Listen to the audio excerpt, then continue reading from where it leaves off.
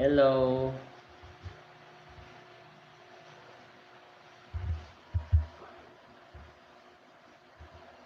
Ano ba yan? Hindi na screen.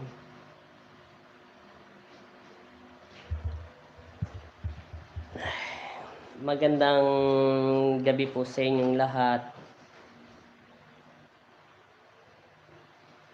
Meron lang po akong cancel.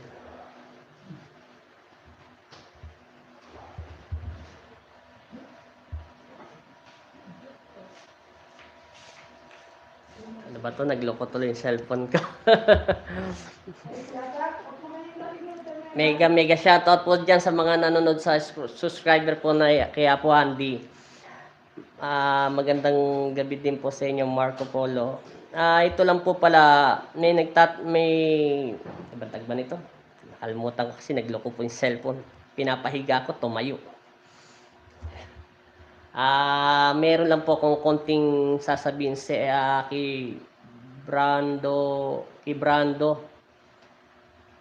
Ito lang masasabi ko sa iyo, Brando. Sabi mo kasi lagi ka naman nanonood sa akin. Para i-share mo rin, makashare tayo sa iba sa mga nanonood sa akin. Kung ikaw ay gagamit ng isang anting-anting, sabi mo Saint Benedict, kasi para panlaban ng mga bad spirit o mga demonyo, sasagutin kita. Pero gusto mo ko para makapag-share tayo sa iba, sa mga nanonood po dyan. Kasi po yung bad spirit, hindi po talaga nakikita ng tao yun. Kasi nagtataka siya, akala niya manghuhula ako. Nalaman ko doon yung meron akong pinos yung lalaki na asawa niya nagkukuha ng camera. Sabi niya po, bakit ko daw alam na meron daw nakasanib at alam ko daw babae. Nagsasalita yung lalaki, mahina lang ang boses niya. Pero sinabi na ng aking anghel na ito ay isang babaeng maganda, panlabas na anyo lamang. Kaya ko nasabi yon, hindi ako manghuhula sa'yo, Brando, ha? Tsaka kung magpapagawa ka ng ganito, ito yung sinasabi mo, ito. Yan o, kita mo kumikinang yan. Sila, kahit bigyan kita nito, kung hindi ka naman nagdarasal at umaasa ka sa kanila, hindi ka lulubayan ng demonyo. Isipin mo nga yung mga pari na marami na akong ginamot na hindi pa ako gano'ng nagbibideo. Talagang talagang mahirap lang paniniwalaan. Bakit hindi nila o bakit yung mga tao sinasaniba ng mga bad spirit? Dahil bakit ka mo? Sasabihin ko sa iyo, ha? Kasi ang mga tao ay judgmental, mapanghusga. Yun ang gustong-gusto ni Satanas. Tsaka, nakakaramdam tayo ng takot. Alisin mo yung takot upang lubayan tayo ng demonyo. Alisin mo yung pag-iisip mo na masama sa kapwa mo upang lubayan tayo ng demonyo. Kasi nandun na ang lahat eh. Pwede tayo mag-isip na masama. Lahat-lahat nandun na. Kasi ang devil kasi, kahit si Jesus ay tinukso. Kasi kung magpapagawa ka sa akin ng pangontra, napakarami nagpapagawa sa akin. Yung nga lang, hindi talaga ako makapunta sa Maynila. At saka ito, pag ginagawa ito, may sarili silang isip. Hindi sila basta-basta sumusunod sa tao na hindi na ililipat sa pangalan ng tao. Tinatanong mo kung magkano ito, mura lang naman to. Hanggang 800 lang binibenta ko nito, pero pinakamababa 500. Kasi bibigyan na kita ng damit. Kaso, ewan ko lang kung mahal na ulit sa Quiapo. Kaso, maraming bawal dito sa 10 utos ng Diyos. Hindi ako basta-basta nagbibigay nito kasi mga mutya ito galing sa mahal na ina. May sarili silang isip. Mga kerubin lang sila, mga batang anghel. Pwede sila lahat sa patay, etc. Basta 10 utos ng Diyos bawal. Kung nagsusugal ka man, hindi ka naman niya pipigilaw. Pag lang yung sobra-sobra. Yun nga lang, kung sinasabi ko lang naman, kahit gawan kita ng ganyan, kung hindi ka naman nagdarasal, hindi rin uubra yan. Kasi yan, importante sa kanila ang nananalangin sa Panginoon. Lumalakas sila. Magandang gabi sa iyo, Marco Polo. Yun lang masasabi ko sa iyo. Kasi hindi naman lahat nagpapagawa niyan. Marami na akong gustong gawin yan. Marami nagpapagawa niyan. Sinasabi ko lamang ang katotohanan. Magandang gabi po, Marco Polo. God bless all po sa inyo. Sinasabi ko lang naman sa iyo ang totoo. Hindi basta-basta yung ginagawa. Kung talagang gusto mo magpagamot, ang bawal doon sa 10 utos ng Diyos, bawal makiapid, bawal magnasa, bawal mag-isip sa kapwa. Pag nagsabi ka nyon, pwede mong sabihin sa Panginoon, sorry, patawad po Ama. Pero huwag kang husga basta-basta kasi sila mga batang anghel pa. Wala silang malisya sa katawan. Huwag mong pag-iisipan. Pero tao lang tayo. Pero ang pinakamatindi doon, yung may asawa ka na, may anak ka na, nakikiapid ka. Yan ang ayaw na ayaw nila, number 1. Yang mga, ito. Yan. Pero sa patay, kahit saan ka magpunta, tutulungan ka nila. Alam nila kung may panganib ang buhay mo. Bibigyan ka nila ng karamdaman upang hindi ka makalakad. Ibig sabihin yun, ayaw nila mapunta ka sa kasamaan. Pero matigas ang ulo mo, wala akong magagawa. Kaya nagugulat ako sa iyo. Sabi mo sa akin, Bruno, ano ba pangalan mo? Nakakalimutan ko kasi. Nakalimutan ko isulat.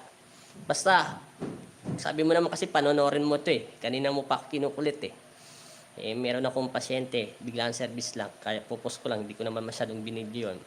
Ito lang kasasabi ko sa iyo. Talagang ang devil, hindi mo basta-basta mapapalis. Yung mga, kami nga, nahihirapan kami pakalasin yun eh. Kalasin. Yung kalasin. Hindi yung basta-basta nakakalas. Kasi alam niyang kahinaan ng tao. Marami pa kang bagay na hindi alam taga sa mundo. Marami pang bagay na hindi mo alam ang totoo. Hindi lang lahat na kapag pagaling ka na ng kulam, ay kinukulam na ang tao.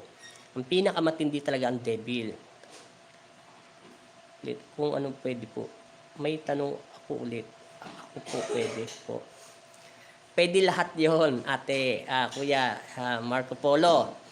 Pwede po yan yung kwintas niyan kahit sa bata. Naika niya po yan dasal. Pag matanda na tayo, papalitan po ng dasal yan. 1 linggo po yan dinadasalan. Ng Biyernes, Martes, tapos ililipat po yun sa pangalan kasi magkarami po magkakapangalan ng mga tao sa mundo. Kaso po talaga, hindi ako basta-basta nagbibigay yan. Kasi po yan, may pagkain silang dasal. O ba, yung mga medalyon. Yung medalyon, wala pong problema yon kahit Saint Benedict pa ho. Yung mga medalyon. Pwede po silang dasalan sa pangalan nyo. Basta't yung may imahin po ng Panginoon, kahit yung Saint Benedict, pwede po yon. Malakas din po yun kasi tanso sila, mainit sa katawan. Pwede ko po silang dasalan. Kaso nga lang, 1 linggo po sila dinadasalan. Ang pinakamabilis lang po dyan, baby pa po, susunod sa hanggang 11 years old. Hanggang 12. Pagdating ng 14, 15, mga batang yun ay nagsisinungaling na, iba na po yung pangmatandaan dasal na po sa kanila. Yun po ang totoo. Pangmatandaan dasal na po sila. Kaya inaabot sila ng 1 linggo kasi titingnan pa ng Panginoong Kristo kung anong anghel na kerubin na ibababa sa kanila. Kasi yan po ay mga bata. Talagang makapangyarihan sila, may mga sarili po silang isip. Hindi ko sila pwedeng diktahan. At ang Diyos na rin na magbibigay. Malalaman ko kung anong pangalan nila, pwede nilang palitan ng pangalan. Pero unique po ang pangalan na ilalagay nyo, hindi po pangalan ng mga tao. Nakita nyo po yung pinakita ko sa inyo? Ang unang panahon ng tawag sa kanila ay Agimat. Pero pinalitan ko po siya ng pangalan, nilagay ko na po ng Magnetico. May mga edad din pala yung mga medalyon. Hindi po yung medalyon may edad. Yung magbabantay po sa medalyon. Yung medalyon po, hindi po, wala pong ano yung kahit marami po. Yung medalyon, Marco Polo, yung papasok na magbabantay doon, yung magkakaroon ng visa yun. Kasi yun ay dinadasalan mo, nilalatinan mo, parang ganon, yung parang pagkain nila sa dasal. Doon sila titira. May mga edad na ilalagay doon. Yung medalyon, porket medalyon, hindi po basta-basta yun, may anting-anting at visa. Dinadasalan pa ho yun. Yung medalyon, kahit 100 taon pa yun, nakatambak sa lugar, kung kanino man yun, papalit sa pangalan o binigay sa'yo, walang problema. Dinadasalan po yun sa pangalan nyo. Kaso mayroon pong mga angel na magbabantay po doon, yung mga kerubing galing sa mahal na ina, Depende po kung anong anghel na ipapadala ng Panginoon. Ang Diyos kasi ang nakakaalam. Pero yan, isa sila. Para kang magnet. Mamamagnet mo ang lahat ng bagay sa lugar na pupuntahan mo.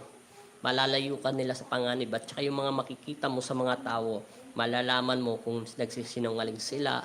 At malalaman mo sa kanila kung meron silang manggagamot sila o mangkukulam sila, etc. May lahi silang mangkukulam. Hindi sila basta-basta makakatingin sa mga mata mo. O kaya pangalawa, makikita mo sila pero hindi ka nila nakikita. Pagdating naman sa mga bahay na kung ano man maraming bad spirit, mararamdaman mo yun. Kikilabutan ka ng malakas kahit sumasayaw ka pa kung ano pang ginagawa mo. Marami pa yon. Paano po bubuhayin yung mga medalyon po pag dinadasalan po? Yun ang binibigay ko po yung dasal. Hindi yung pwede sabihin dito kasi kahit sabihin ko sa inyo yun, hindi yung po basta susunod sa inyo kasi yun ibinigay lang ng Diyos sa akin. Ganun po ang pagbuhay ng dasal. Kahit magtanong kayo sa ibang manggagamot, ewan ko lang kung pinibigay nila. Pero sa amin, hindi po basta-basta po pwedeng ibigay. Kasi sinulat pa yun po ng inang Salome ko bago binigay sa akin. Galing po yun sa Panginoon. Galing po yun sa Pong Nazareno para mabuhay ang medalyon, agimat, may dasal po yun. Galing sa kabutihan. Kasi may mga medalyon po na galing sa kasamaan. May galing rin pong mutya galing sa kasamaan. May kalikasan, may tubig, may apoy, may ahas na akong naririnig. Pero po yun, pag dinasalan ng Panginoon, mabisa po yun. Basta't importante lang po sa kanila, hindi ko naman sinasabing perfecto po kayo nagdarasal. Ang akin lang po, yung wag po kayong makakalimot sa panalangin sa Panginoon.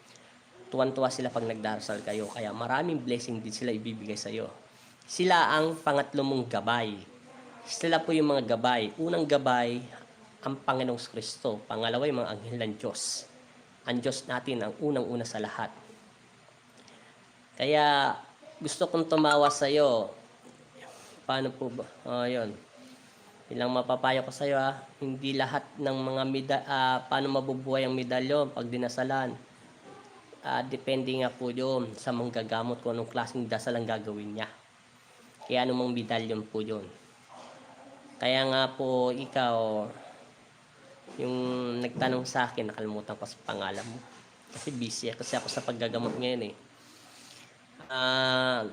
Hindi po basta-basta mapapalayas ang body spirit. Mahirap din daw po magka-medalyon pag hindi mo daw kaya yung lakas ng medalyon. Tama po yun. Very good. Magaling ka pala, Marlo Polo. Pag hindi mo kinaya yung medalyon mo na hindi dinasalan ng totoong manggagamot, may kilala po kung ganyan. Siguro 4 na sila o 5. Yung isa na tigok, kasasabi ko lang. Pag umalis ka dito sa bahay namin, 1 oras matitigok ka. Opo yan. Pag hindi mo kinaya yung medalyon, binigyan siya ng manggagamot, nanginig ang katawan niya at nang init. Alam nyo ba, dinidikit ko lang kamay ko sa kanya, humihiyaw na siya.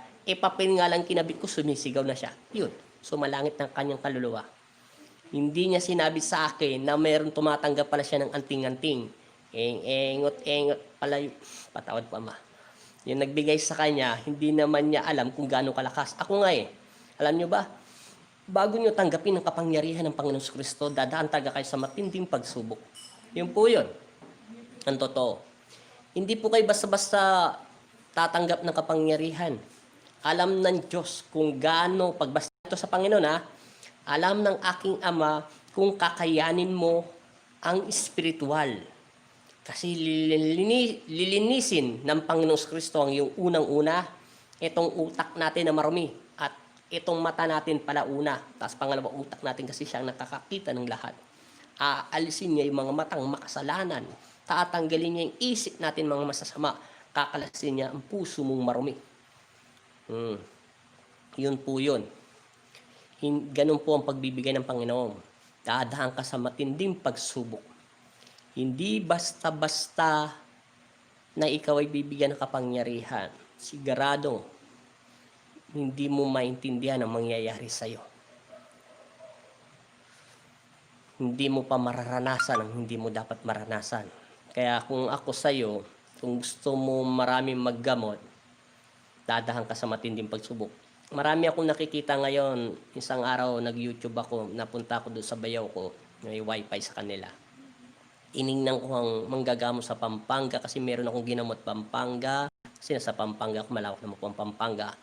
Marami rin po manggagamot sa Isabela, tinignan ko rin po yun. Alam niyo po bang marami manggagamot ngayon na hindi ko malaman kung sino ba po talaga nagturo sa kanila yon? Alam po ha. Bigyan natin mic para malaki. Alam niyo po ba, nagtataka ako nun? Akala nila biro-biro lang paggagamot. Pag ang kalaban mo talaga ay demonyo, maniwala kayo sa akin. Ano po ba ang mga mutya po na tinatawag? Ang mutyang mabuti, Marco Polo. Unang-una galing sa mahal na ina, doon sa may sa may Manawag, sa mutya. Mutya 'yon. Makinang sila na parang kala mo basta kumikinang sila. Galing sila sa mga hardin. Tsaka galing sila sa mga banahaw, sa mga bundok banahaw. Basta yung mga banahaw yung mga bundok na may kababalaghan. Marami pong kakaiba pong mutya. Pero ang pinakamagandang mutya, batong maputi. Ano po yun? Parang kakaibang bato. Madulas po yun. Parang baga sa yung sinasabing palos. Pero puti po yun. Pag yun na ibigay sa'yo, maniwala ka sa akin, magaling kang manggagamot. Pag natutunan mo gamitin yun at nagsama yung espiritu, una ang Diyos at pangalawa yun, sumama sa buong katawan mo yun, hindi ka papayat. Kahit 10 pang demonyo, araw-araw makalaban mo. Gusto mo, 100 beses ka pa maggamot. Manghina man ang katawan mo, mabilis mo maibalik ito. Kaya yung ibang manggagamot, kita nyo, hindi po sila tumataba. Kahit hindi sila nakakatulog. Kasi wala silang protection sa katawan. Lagi nyo po ang tatawagin ng una ang Diyos pag kayo naggagamot. Pangalawa, yung mga gabay natin, yung mga guardian angel natin.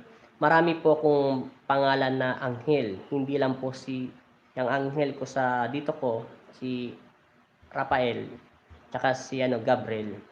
Hindi lang po yan mga anghel ko. Saan pa po makakahanap na yun? Hindi po yun hinahanap yung mutya. Pag binasbasan ka ng Diyos, kusa kanyang utusan kung sa mo yun makikita. Dadaling kanya sa panaginip o sa pangitain. Mangyayari yun. Yung mutya ko sa katawan ko, binigay lang yun ng Pong Jesus Nazareno. Pero may binigay sa akin ng inang sulmay ko, hindi ko na tinanggap. Sabi ng Panginoon, kasi hindi mo na kailangan yan. Ito ang nararapat sa'yo. Hindi ko na tinanggap. Kasi kakaibang mutya ang binigay ng Pong Jesus Nazareno sa may banahaw, sa may paanan yung inapakan ni Jesus. Kaya San Pablo, Laguna. Doon po yun. Doon ko nakuha ang aking isa kong mutya. Pangalawa po doon sa mahal na ina. Sa may lugar ba nito? Basta malapit po yun sa Pangasinan. Doon ko po yun nakuha. Binigay ng Panginoon yun. Kusa po silang nag-antay sa akin. Hindi po yung basta-basta nakikita. Alam po ng mutya kung mabuting tao ang gagalawin yun at gagamit. Kasi po yung mutya, hindi po yung nakikita. At kahit ilang taon ka pa magpunta sa bundok, hindi yung magpapakita sa'yo.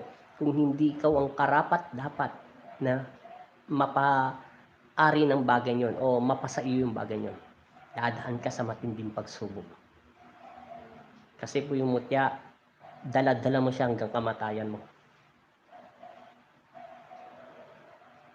Paano po ba mabubuhay yung mutya po? Paano mabubuhay yung mutya? May dasal po sila. Yung mutya, paano po sila mabubuhay? May dasal po sila. Ibibigay ng Diyos yun. Tapos sasabihin niya sa'yo kung anong pagkain nila. Makikipag-usap sila sa isipan mo. Akala mo baliw ka. Pero hindi ka baliw. Oo. Hindi po yung simpleng dasal. Ibibigay nila yon. Mahirap po talaga ipaliwanag sa sensya yun. Kahit ako, hindi po ako marunong nagdadasal. Tamad po ako magdasal. Basta nalaman ko na lang mga pagkain nila. Hindi lang po talaga 2 anghel ko. Hindi lang si Ella, si Andel. Marami pa. Meron pa akong anghel na bato sa puso ko. Yun ay binigay ng Diyos. Minsan napapansin niyo ako maggamot, diretsuhan na ako. Yung iba po kasi naggagamot, kanya-kanya po kapangyarihan yun. 'Di ba hinihipan pa nila ang daliri nila. Minsan ginagawa ko yon pagka hindi ako nakapag-concentrate sa pagdarasal at hindi ko tinutuon ang aking spiritual at puso at isipan sa dulo ng daliri ko. Para pong enerhiya yan sa kamay. Hindi niyo po ito nakikita kasi katulad yan, nakikita natin yung mga kamay natin. Pero meron pong spiritual dyan na malinis at kasing linis to ng isang tubig, isang bulak. Kailangan mo palabas yun galing sa puso mo upang maging epektibo ang iyong paggagamot. Kasi po, takot doon ang demonyo. Ang demonyo po, magsasabi na po siya kung sino ka at alam niya po kung sino ka. Meron po akong ginamot yun dati. Sinasabi niya sa akin, instrumento ka lang ng Diyos mo. Isa ka lang mababang uring manggagamot. Kasi nakikita niya kung sino po yung nasa likuran ko.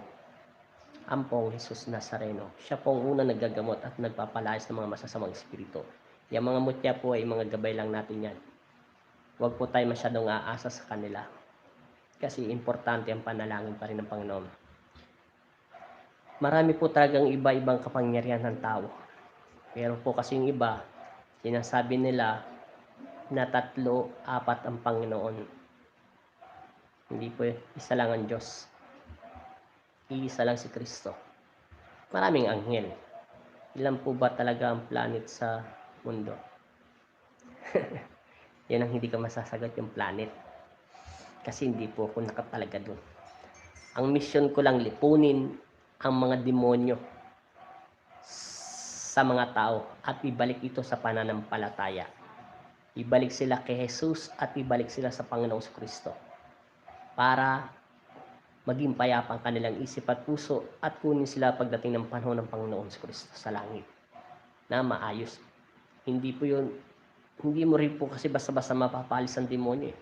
Kahit palayasin nyo po yun, sasabihin naman ng demonyo, pag hindi ka na nagdasal sa Panginoon mo, papasokin kita. Kaya kailangan po, pagka naggamot ka, hindi to gamot-gamutan lang at hindi ka rin po dasal ng dasal lang. Isipin nyo ha, tanong kita, Marco Polo ha, paano pinapasukan ng isang tao ng bad spirit kung araw-araw ka naman nagdarasal? Isipin mo yon. Paano? Kasi alam mo bakit?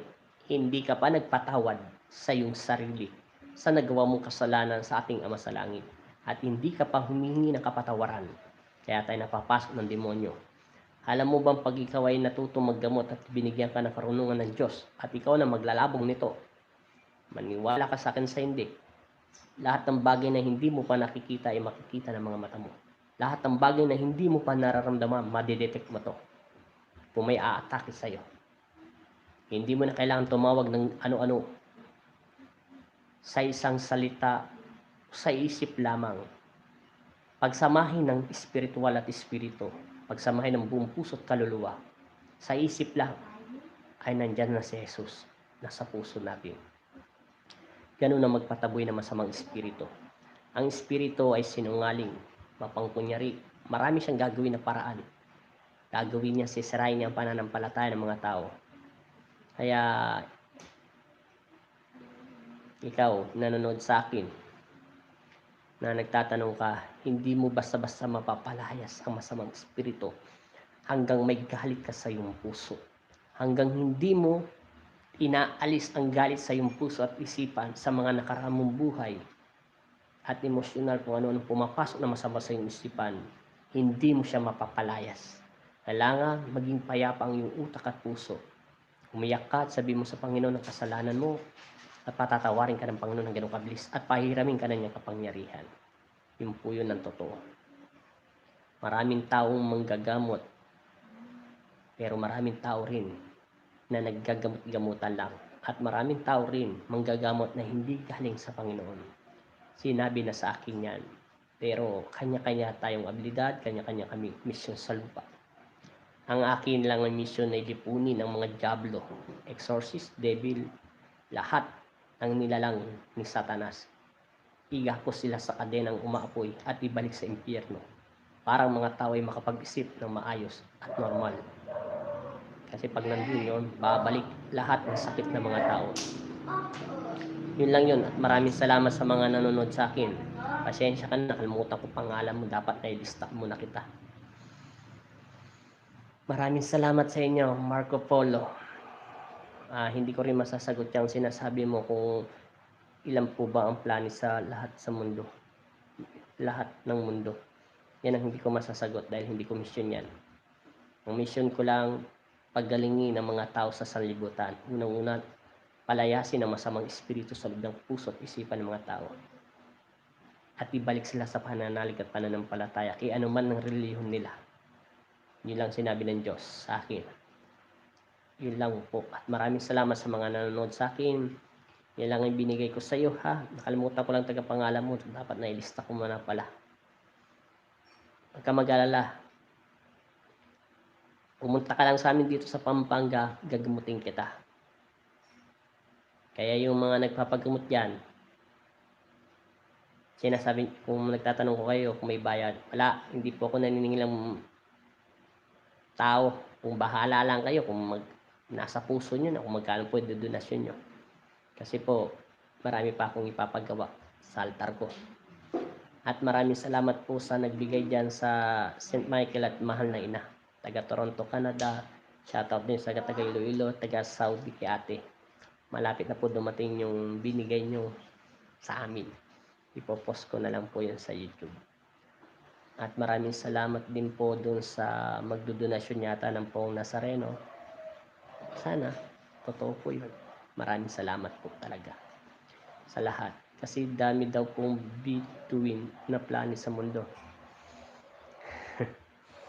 Yung bituin, hindi ko pwedeng sabihin po yun. Hindi po planet yun. Yung bituin, sabi nga ni Ella sa akin, yun daw ay, basta bawal po taga sabihin yung pasensya na.